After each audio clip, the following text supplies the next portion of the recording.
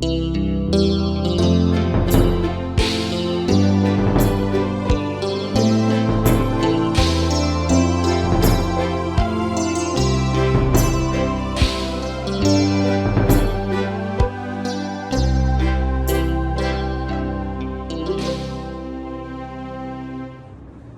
sejahtera bagi kita sekalian.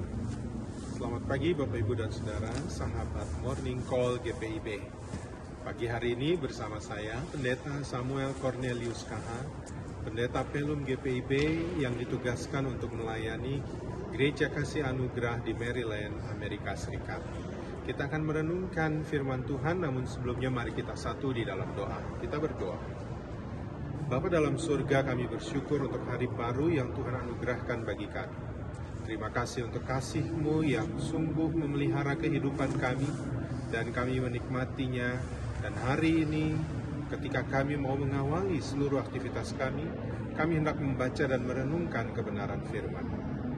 Pimpinlah kami dalam terang kuasa Roh Kudus, agar kami dimampukan untuk memahami dengan baik maksud dan kehendak Tuhan melalui firman yang akan kami baca dan kami renungkan.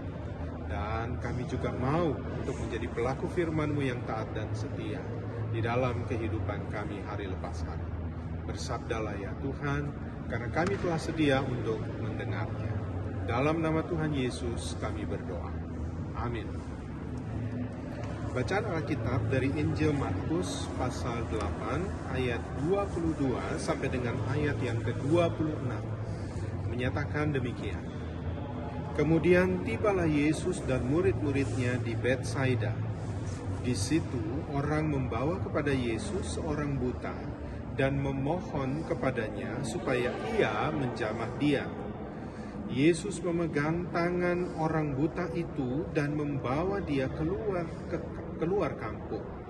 Lalu ia meludahi mata orang itu dan meletakkan tangannya atasnya dan bertanya, "Sudahkah kau lihat sesuatu?" Orang itu memandang ke depan, lalu berkata, "Aku melihat orang, sebab melihat mereka berjalan-jalan, tetapi tampaknya seperti pohon-pohon." Yesus meletakkan lagi tangannya pada mata orang itu. Maka orang itu sungguh-sungguh melihat dan telah sembuh, sehingga ia dapat melihat segala sesuatu dengan jelas. Sesudah itu, Yesus menyuruh dia pulang ke rumahnya dan berkata, "Jangan masuk ke kampung." Bapak, Ibu, dan Saudara yang dikasihi Tuhan, belum lama ini kita ditampilkan berita, kita lihat bahwa ada dua orang yang suka menampilkan kekayaan di media sosial, yang suka memamerkan apa yang mereka miliki dengan barang-barang yang harganya selangit, dan saat ini mereka sedang menjadi tahanan di kepolisian. Mereka menampilkan kekayaan di media sosial untuk menarik banyak orang supaya bisa mendapatkan atau menghasilkan kekayaan dengan cara yang cepat dan mudah. Dan tentu saja banyak orang yang tertarik, dan akhirnya mereka merelakan uangnya untuk masuk dalam bisnis tersebut, dan akhirnya mereka banyak yang tertipu. Nah, Bapak, Ibu, dan Saudara, kenapa banyak orang ingin meraih atau mengikuti bisnis ini? Karena cara yang mudah dan cepat itulah yang ingin dicapai oleh banyak orang. Mereka ingin menjadi kaya dengan instan. Inilah dunia di mana kita berjalan saat ini, di mana dunia yang kita hidupi bergerak dengan cepat, sehingga membuat kita ingin menggapai segala sesuatu dengan instan dan tanpa melalui proses yang seharusnya dijalani dan tanpa perjuangan. Bapak, Ibu, dan Saudara yang dikasihi Tuhan, dalam Injil Markus pasal 8 ayat 22 sampai 26, kita melihat sebuah kisah yang menarik dalam perjalanan pelayanan Tuhan Yesus menyembuhkan orang yang sakit buta. Kenapa saya bilang menarik? Karena dalam proses penyembuhan ini tidak terjadi dalam satu kali jamahan Tuhan Yesus. Tetapi ini ada di mana si orang buta itu mendapat kesembuhan melalui proses yang harus dia jalani bersama dengan Tuhan. Saya mengajak kita melihat ketika tiba di Betsaida dikatakan Yesus bersama murid-muridnya di sana. Di situ orang membawa kepada Yesus orang buta dan memohon kepada Yesus supaya menjamah orang buta itu. Dan Bapak Ibu kita lihat proses yang terjadi. Yang pertama, di ayat 23, Yesus memegang tangan orang buta itu. Bahwa ketika dia datang kepada Yesus, Yesus memegang tangannya. Lalu yang berikut, Yesus bawa dia keluar kampung.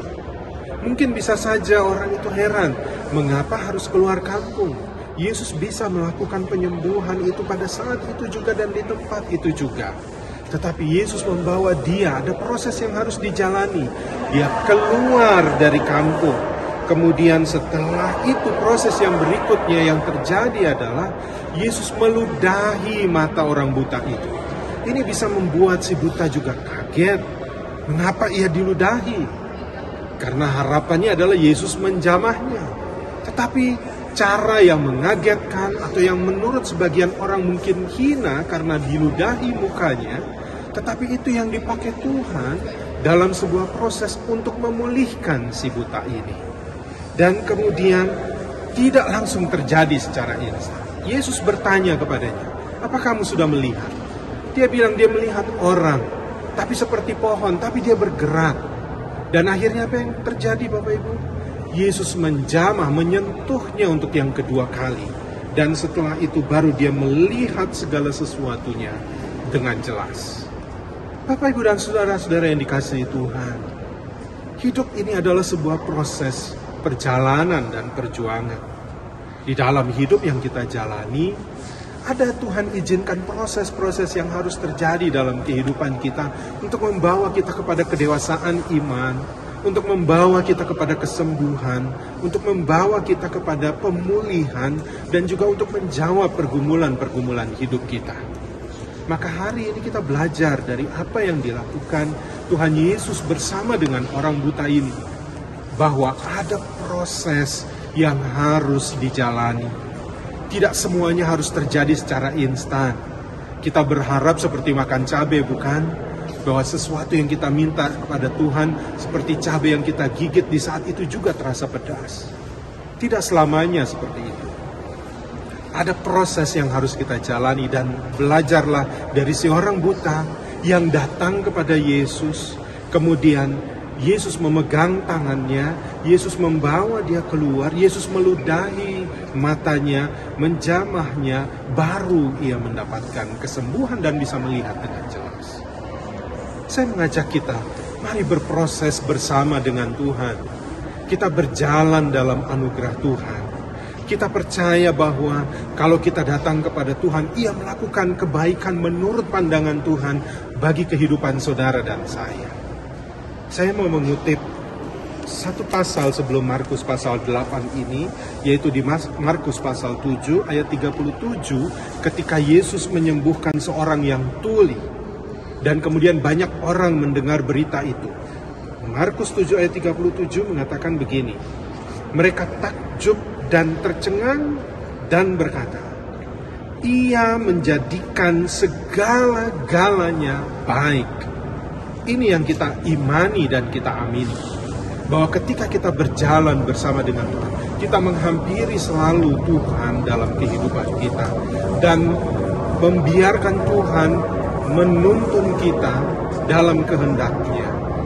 Yakinlah, walaupun ada cara-cara mungkin yang sedikit mengagetkan kita, tetapi apa yang Tuhan buat, itu membawa kebaikan dan kebaikan bagi segalanya. Tuhan selalu akan membawa kebaikan bagi saudara dan saya. Karena itu, belajar dari firman ini, kita berproses bersama dengan Tuhan. Pagi hari ini kita akan memulai aktivitas kita dengan menyerahkan diri dan selalu berjalan dalam tuntunan Tuhan. Proses kehidupan yang kita jalani bersama dengan Tuhan mendewasakan, menyembuhkan, atau memulihkan kehidupan kita sekalian. Kiranya firman ini membawa kekuatan bagi kita untuk terus melangkah berproses bersama dengan Tuhan. Terpujilah Tuhan Yesus. Amin. Mari kita berdoa. Bapa di sorga, kami bersyukur untuk firman yang sudah kami baca dan renungkan. Kami percaya Roh Kudus-Mu terus bekerja sehingga firman ini bukan saja menambah pengetahuan kami, tapi merubah kehidupan kami untuk membawa kami kepada hal yang baik dalam rancangan dan rencana Tuhan bagi kehidupan kami. Bagi kami semua yang masih bergumul, entah dalam sakit yang sedang dialami, atau bergumul dalam kehidupan memohon pemulihan Tuhan, Tuhan kami percaya bahwa di dalam Tuhan ada proses yang kami jalani bersama dengan Tuhan. Ada perjuangan yang kami jalani bersama dengan Tuhan yang membawa kami kepada kesembuhan dan juga pemulihan. Maka hari ini kami serahkan hidup kami dalam tangan kasih. Kami serahkan seluruh anggota keluarga kami untuk kami semua mau hidup dalam terang jalan Tuhan dan dalam kehendak Tuhan. Bapa di sorga, berkati gereja Protestan di Indonesia bagian Barat, dari lingkup sinodal sampai jemaat-jemaat, Tuhan berkati. Biarlah semua program dalam persekutuan, pelayanan, dan kesaksian boleh dijalani bersama dengan Tuhan dalam anugerah Tuhan dan membawa damai sejahtera. Tuhan berkati juga dunia ini, krisis perdamaian yang terjadi di Eropa kiranya boleh dipulihkan. Tuhan beri hikmat bagi para pemimpin. Terima kasih ya Tuhan, kami serahkan seluruh hidup dan kehidupan kami untuk berjalan dan berproses bersama dengan Tuhan, mulai dari saat ini dan selama-lamanya. Dalam nama Tuhan Yesus kami berdoa. Amin. Selamat pagi Bapak Ibu Saudara, selamat melanjutkan aktivitas, salam sehat, dan Tuhan Yesus memberkati.